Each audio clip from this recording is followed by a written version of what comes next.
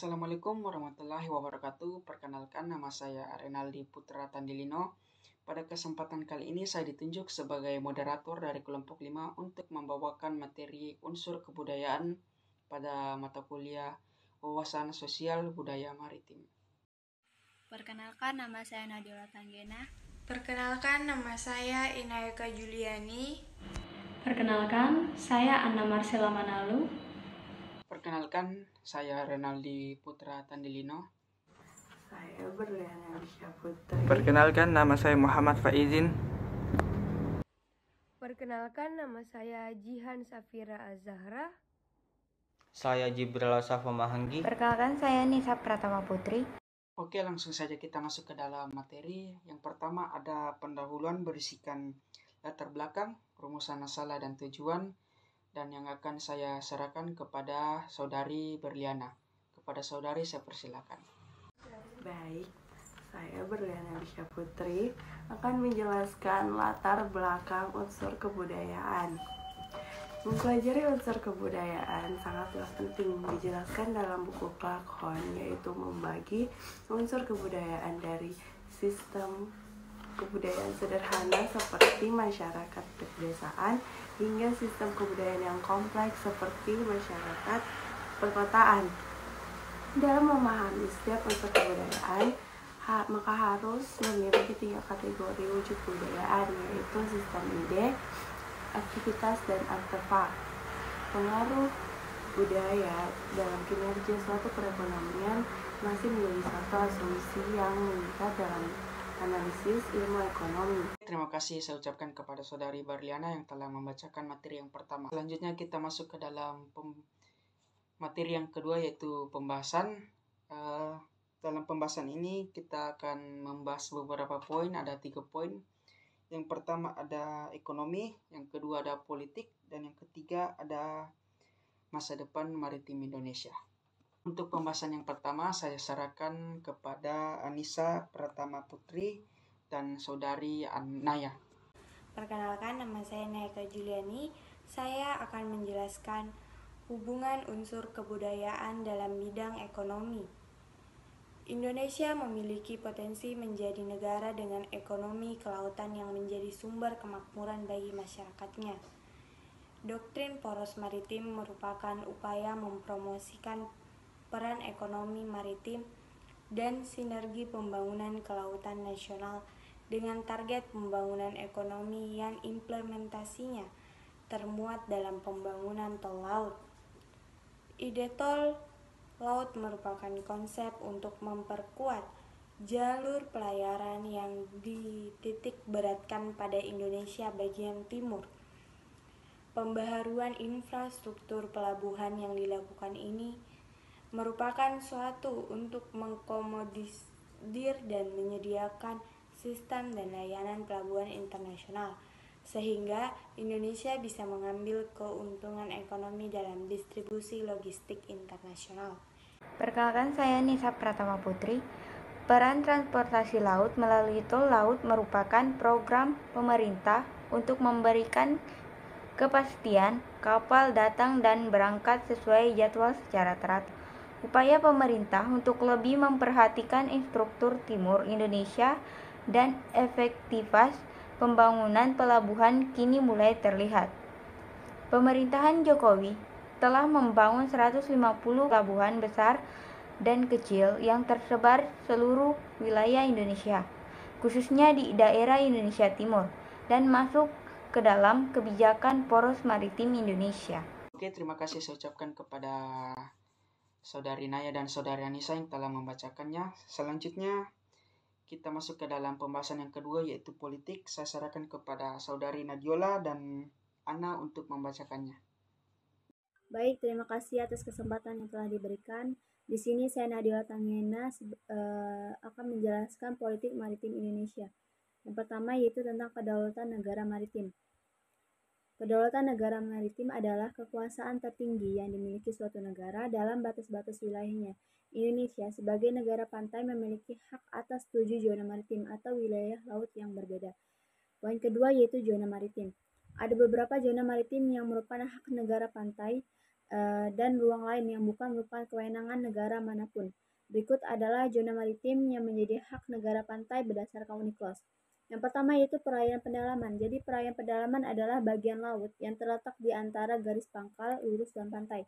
Yang kedua yaitu perairan kepulauan. Perairan kepulauan ini adalah zona khusus, hanya di antaranya milik negara pulau. Baiklah, saya akan melanjutkan materi dari Saudari Nadiola. Yang pertama adalah laut teritorial. Laut teritorial itu adalah zona laut pertama yang dihitung dari garis pangkal sampai ke laut lepas. Lalu yang kedua adalah zona tambahan. Jadi, misalnya ketika Indonesia telah menambah zona laut atau ruang laut itu, setelah laut teritorial itu tidak dihitung ke zona tambahan sebenarnya, karena zona tambahan itu merupakan bagian daripada zona ekonomi eksklusif. Apa itu zona ekonomi eksklusif? Nah, jadi kalau zona ekonomi eksklusif itu adalah setelah laut teritorial, di mana lebarnya itu maksimal 200 mil laut yang dihitung dari laut teritorial tersebut. Lalu ada landas kontinen. Indonesia berhasil menetapkan landas kontinen itu di luar 200 mil laut dengan ukuran sekitar 4.000 km persegi, atau bisa kita artikan sebagai luas atau ukuran daripada Pulau Madura. Lalu ada laut lepas. Kalau laut lepas ini adalah ruang air laut di luar 200 mil laut dari garis pangkal suatu negara. Jadi di laut bebas ini siapapun boleh mengelola, boleh memanfaatkan hasil baharinya, misalnya ikan. Lalu ada di area atau kawasan. Di area ada di bawah kewenangan sebuah badan yang dibentuk khusus, yaitu International Seabed Authority atau disingkat ISA. ISA inilah yang memegang kendali atas pengelolaan sumber daya alam yang ada di kawasan itu. Kedaulatan dan hak berdaulat. Istilah kedaulatan berbeda dengan hak kedaulatan. Kedaulatan adalah kekuasaan penuh atas wilayah, yang dalam hal ini meliputi seluruh wilayah daratan, perairan, kepulauan, dan laut teritorial. Sedangkan hak berdaulat tidak memiliki kekuatan absolut, tetapi hak untuk memerintah dan menjalankan. Dalam hal ini, misalnya di ZEE Indonesia, tidak memiliki kedaulatan penuh, tetapi memiliki hak untuk menguasai sumber daya alamnya, dan negara lain tidak berhak menggunakan sumber daya alam tersebut tanpa izin Indonesia. Batas maritim internasional, metode untuk menentukan batas laut teritorial bagi kedua negara adalah garis tengah atau equidistance line atau medial line. Ketentuan ini ada di pasal 15 Konvensi Hukum Laut 1982 dan ini membuat prosesnya jauh lebih mudah karena perhitungan matematis yang terukur dan objektif. Jika dua negara mengalami tumpang tinggi laut teritorial, misalnya karena jarak antara keduanya kurang dari 24 mil laut, maka kedua negara ini harus menetapkan batas laut teritorial. Oke, yang terakhir ada masa depan maritim Indonesia.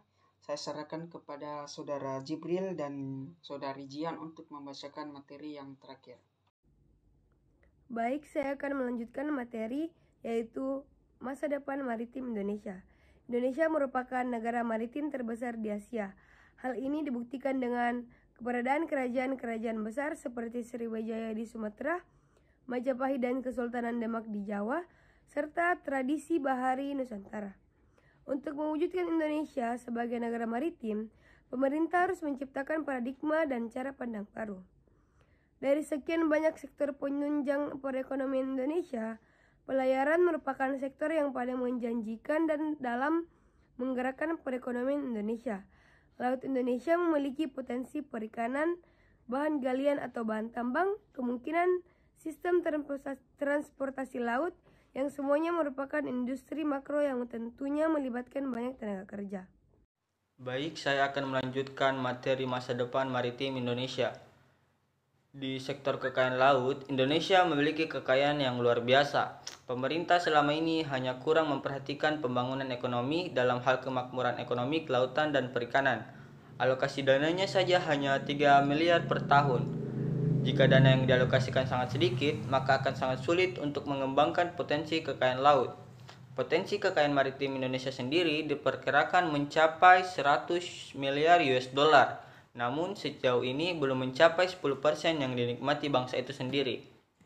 Tapi selain itu, Laut Indonesia memiliki potensi untuk menghasilkan listrik.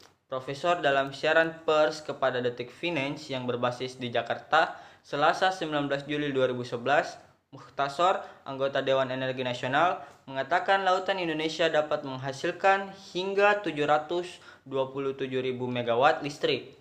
Jumlah ini 3 kali lebih besar dari jumlah listrik yang dihasilkan dalam negeri. Jika semua potensi listrik dapat dimanfaatkan, maka semua masalah kelistrikan di pulau-pulau terpencil akan segera teratasi. Oke, terima kasih saya ucapkan kepada rekan kelompok saya Jihan dan Jibril yang telah membacakan materinya. Baiklah, saya akan memaparkan sebuah kesimpulan dari presentasi kami kali ini.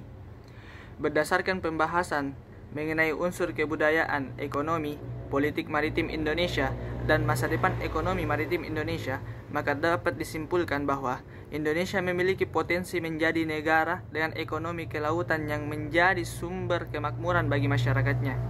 Sebagai negara kepulauan terbesar, menjadikan Indonesia memiliki potensi maritim dalam berbagai bidang, tidak hanya sebagai kawasan bioteknologi, wisata kelautan, perairan laut dalam, dan mineral kelautan, tetapi juga ekonomi dan politik maritim Indonesia.